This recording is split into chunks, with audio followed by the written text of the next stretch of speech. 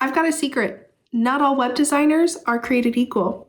And that makes finding a website designer and getting a website built for your business frustrating, maybe a little overwhelming. But I'm going to change that today because in this video, I'm going to walk you through what to think about before you hire a web designer, how to find a website designer, things to look for, and make sure to stay till the end because I'm also going to talk about red flags to look for when you're talking to web designers. And if you've already worked with a web designer before, I want to hear in the comments your least favorite or favorite part about working with them. Now, before you start your search for a website designer, I want you to think through a few things.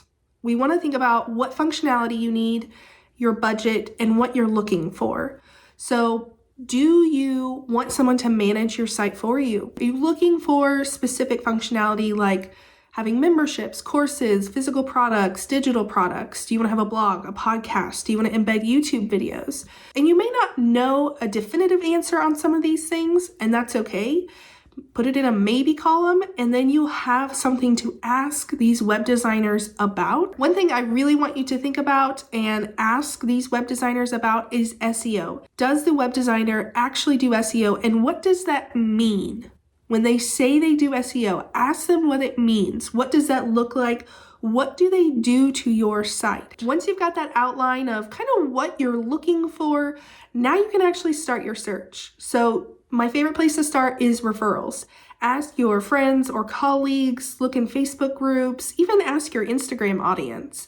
Now you want to be sure and ask for someone who's actually worked with that person. The other thing you can do is look at websites that you like and go to the footer of the website and look for site credit or design by blank. Usually designers will put that little site credit in the footer, and that can give you a good idea of like, okay, I like the way this site looks.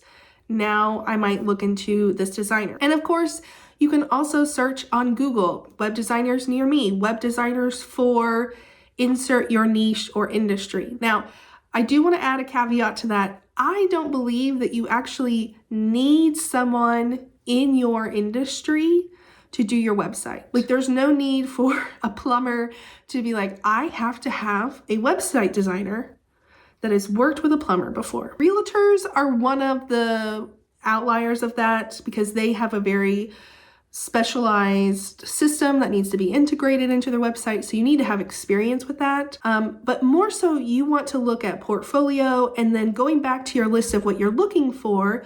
If you're looking for someone who does membership websites or courses or whatever, you want to make sure that they have experience doing that. That's more what you want to be concerned about, not necessarily that they have worked with your specific niche before. Not that it's a bad thing, but I feel like a lot of times people limit themselves. I will say I do not recommend going to Fiverr or 99 Designs to get a website designer. These are not reputable websites.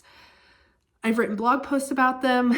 You can do your research. There's a lot of sketchy practices that are done on these two platforms. So highly, highly recommend going straight to a designer. If you are low on budget, you might look at local colleges. There are probably college students who are majoring in graphic design, like I did, that would love to potentially build a website for you. Now, again, if you're wanting something complex like a membership website or e-commerce, anything like that, you are not going to want a newbie designer. That is a very complex project.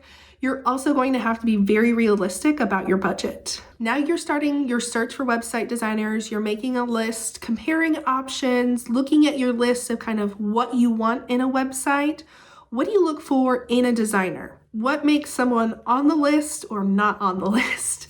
First is design style. You want to make sure that what you see in their portfolio on their website is similar to what you want for the aesthetic of your website. Now, I want to be clear here. Don't get caught up in colors. Unless it's someone that really uses a lot of the same colors for all of their clients, then Make sure obviously that you're okay with using those colors. Depending on the designer, in my example, I don't force people into a certain color scheme. A lot of my clients come to me already having a color scheme in place, so I will just use that color schemes. Next, I would look at experience. This will be a little bit harder to find because some designers, on their about page will list how long they've been in business or things like that. So you want to think about that, but look at, if they have a blog, if they have a podcast, a YouTube channel, Instagram, anything where you can listen to them, read what they have to say, and get a feel for their expertise. I don't want to give you a specific number because there are plenty of people who have been doing this for 3 years and are just as good as the people who've been doing it for 8 years. So there's not a cutoff or a minimum number, but I just want you to find someone who is reputable because this is your business and you want to make a good hiring decision. And then I also want you to look at what's included in their packages, specifically around support after the website is launched.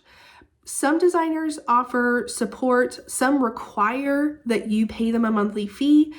Look at your options and figure out what is right for you in your budget. I don't love recommending people sign up with someone who requires that you pay them a monthly fee because then if you don't, it can be a pain in the butt to get your website away from them and in your own control. So that I would be careful about. And like I said, we're also going to talk about red flags because every industry has red flags. Designers are not excluded from that. The first red flag is no contract. This should be a given. If you're not new to business, you should be used to signing contracts with everyone. But if you're newer to business, you always want to sign a contract, even with designers. So make sure the contract specifies what exactly you're getting. Number of pages, number of edits. Is there SEO? Is there a store? Support, if they offer support like after the launch. Make sure all of that is listed in the contract. If they make guarantees about getting you to show up in search results, huge red flag. Don't do it. Anybody who makes guarantees is lying to you.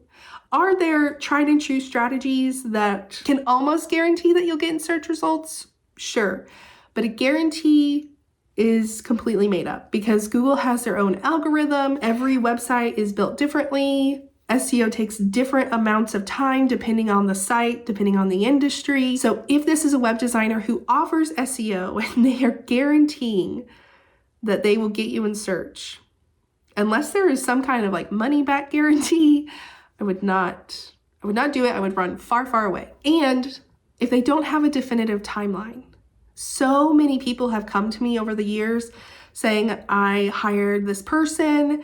They said it would take a few months. It's been almost a year now. They've ghosted me or it's just dragging on. I can't get them to finalize this website. No, you want a definitive timeline or even a range. And again, you want your contract to outline this timeline and what happens if they don't stick to the timeline. Because of course things happen personally, professionally in a website. Technology, as we all know, can sometimes be a pain in the butt.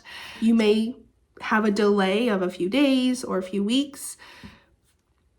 In my experience, nothing should delay a few months unless it's a personal issue. So have some sort of definitive timeline with them that is outlined in the contract. And they should be able to tell you their timeline either via email or on your discovery call so that there is a definitive start time. This is how long it's going to take. This is when we propose we will launch the new website. So as we talked about, when you're ready to start finding a website designer, make sure you first outline kind of what you're looking for, then ask for referrals or do some searching online. Make sure you look at their portfolio, see how much experience they have, look at their packages, and then watch out for those red flags. Sign a contract, get a definitive timeline, make sure they're going to do what they say they're going to do. If you have questions about working with a website designer, let me know down in the comments. Otherwise, I will see y'all next time.